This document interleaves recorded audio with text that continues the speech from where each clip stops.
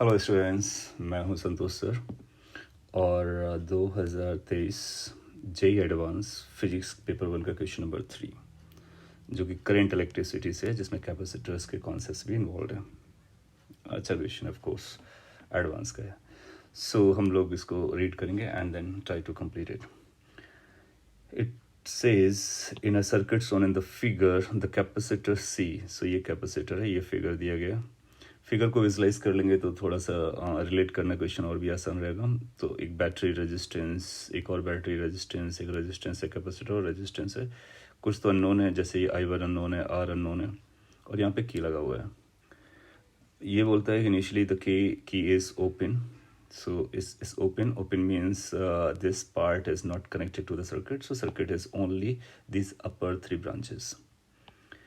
In this condition a current of 1 ampere flows through the 1 ohm resistance, so 1 ohm resistance is this one।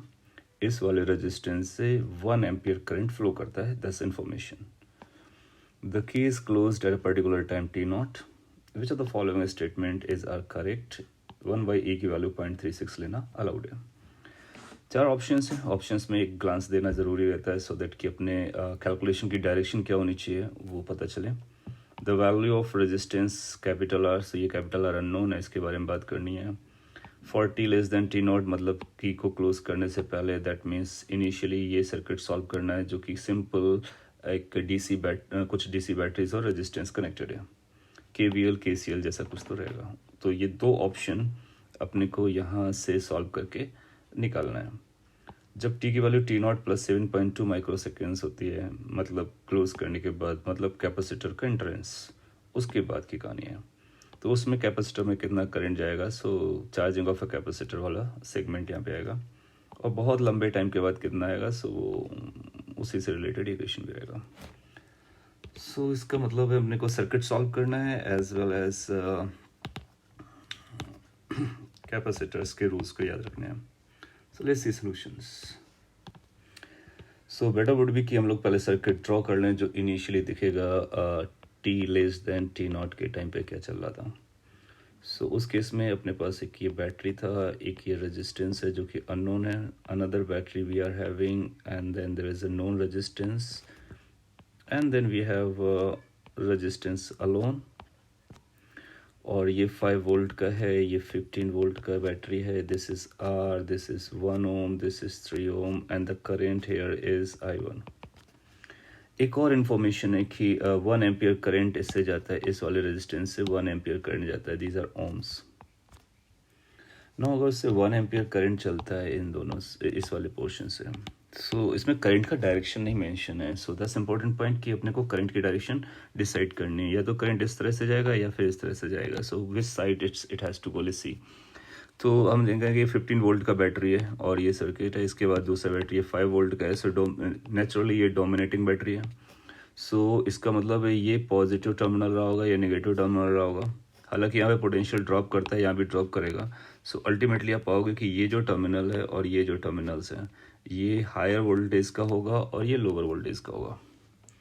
So current has to flow from higher voltage towards lower voltage, और ऐसा इस पर भी दिखाया गया है। तो ये भी सजेस्ट करेगा कि हायर से लोअर की तरफ हम लोग चल रहे हैं। So current must be flowing in this direction, and that too 1 ampere. 1 ampere. अच्छा, ये करंट I1 इन्होंने दे रखा है। सो हम लोग काम करते हैं कि यहाँ के करंट का नाम कुछ तो I पकड़ लेते हैं, और ये करंट है और ये करंट है, इन सबको यूज़ करने वाला है। सो यहाँ पे KVL KCL लगा करके इसको सॉल्व किया जा सकता है। सो उस फिगर के हिसाब से अगर हम लोग लूप्स लॉ लगाते हैं और या फिर जंक्शन लॉ लगाते हैं तो क्या क्या इक्वेशंस बनेंगे, let's see. So Kirchhoff's current law, first of all इस जंक्शन पे यहाँ से आने वाला करंट, यहाँ जाने वाला करंट, सो दैट्स ऑब्वियस कि I की जो वैल्यू रहेगी that is going to be 1 plus I1। और इस I1 की वैल्यू भी पता करनी है, और I का तो यूज़ करना है R कैलकुलेट करने के लिए। फिर आप इक्वेशन लगा सकते हो इस वाले लूप में, let's say that's loop A, that's loop B। और वी नो कि अगर करंट ऐसे जा रहा है तो ये प्लस आएगा, ये माइनस आएगा, इसका ये प्लस आएगा, ये माइनस आएगा। बैटरी का plus minus you already know, इसका प्लस माइनस करंट की डायरेक्शन से ड्रॉ करते हैं।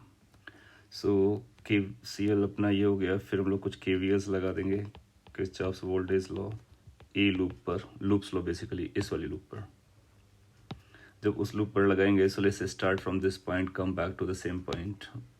सो यहाँ पे वोल्टेज गेन हो रहा है, so we can write it as like -15 plus IR, और अगर हम यहाँ से आएंगे तो प्लस एंट्री होगा, that means 1 × 1 IR plus 5 = 0, which basically turn out to be IR is equal to I into R is equal to, ये 5 है और ये 6 हो जाएगा, और इसमें से 6 को कम कर देंगे तो ये 9 हो जाएगा।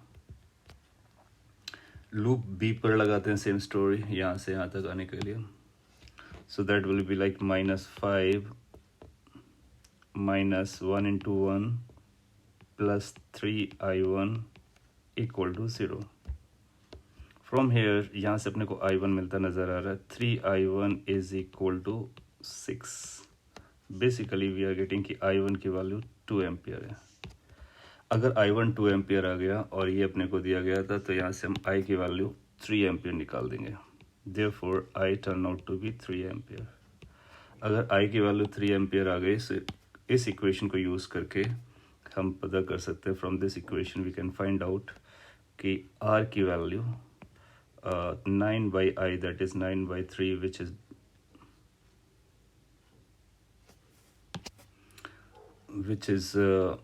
3 ohm। तो R की वैल्यू 3 ohm आ जा रही है। इससे अपने को कुछ तो पता चला कि ये वैल्यू ऑफ रेजिस्टेंस कितना है, 3 ohms, that means A is correct. T less than T0 पर I1 की वैल्यू कितना था, 2 ampere, we calculated is, so that means B is correct. अब अपने को जो जाना है वो T0 के बियॉन्ड जाना है। सो T0 के बियॉन्ड कैसा सर्किट रहेगा उसको समझते हैं। सो उसके लिए ये सर्किट T0 से पहले का था। सो जब T ग्रेटर देन T0 होगा, सो कैसा दिखेगा, उसके लिए कुछ कैलकुलेशंस अपने को करनी पड़ेंगी या फिर रीड्रॉ करना पड़ेगा सर्किट। सो मैं यहाँ पे रीड्रॉ करता हूँ। पहले तो इन तीनों को या फिर इन तीनों का इक्विवेलेंट निकाल सकते हैं तुम लोग। सो आप पाओगे कि इसका इक्विवेलेंट सर्किट कैसा बनेगा। Equivalent it will be like कि we have a battery and we have a resistance and we have these terminals. So ये जो इक्विवेलेंट बैटरी है ये पता कर लेते हैं, इक्विवेलेंट रेजिस्टेंस क्या है वो पता कर लेते हैं। वी नो कि ये बैटरी के कॉम्बिनेशन है, यहाँ पे 0 वोल्ट की बैटरी लगाई जा सकती है। सो E इक्विवेलेंट जो निकल के आएगा, that will be like E1/R1 plus E2/R2 plus E3/R3 divided by 1/R1 plus 1/R2 plus 1/R3, जहाँ R1, R2, R3 उनके इंटरनल रेजिस्टेंस और रेजिस्टेंस है, ऐसा समझा जा सकता है। इस कैलकुलेशन को अगर थोड़ा सा और आगे लेके जाए, so it will be like 15/3 जो भी निकाला, प्लस इसके लिए क्या बनेगा 5/1, एंड द लास्ट के लिए बनेगा 0 क्योंकि वहाँ का EMF 0/3 divided by 1/3 plus 1/1 plus 1/3। Let's simplify this thing. So that's going to be 10 divided by, this is going to be like 3 plus 2, 5/3. So that's a 6 volt. So you'll get a 6 volt battery. Similarly, we can calculate R equivalent. So we know that 1/R equivalent is 1/3 plus 1/1 plus 1/3, which is basically 5/3. And that turn out to be R equivalent is equal to 3/5 ohm.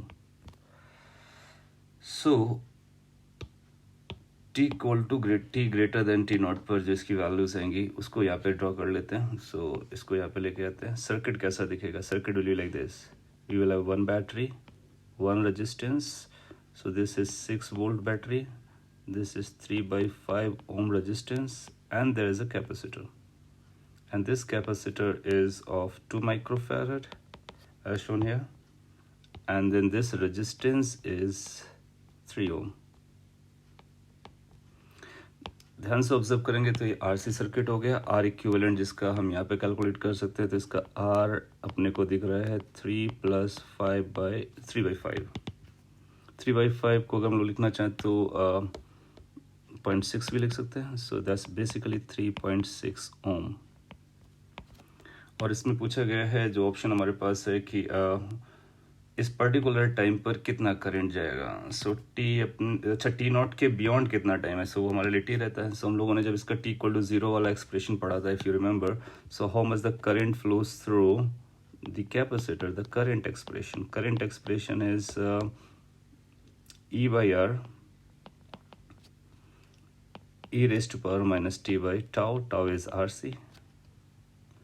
Now E is given as 6, R is coming out as a 3.6, e raised to power minus t. T कितना दिया गया है पता करते हैं. T is 7.2 microseconds. 7.2 micro 10 raised to power minus 6 seconds divided by RC. Remember the RC? This into this. So that is going to be this into this. 3.6 into 2, that is 7.2. And micro, that means 10 raised to power minus 6.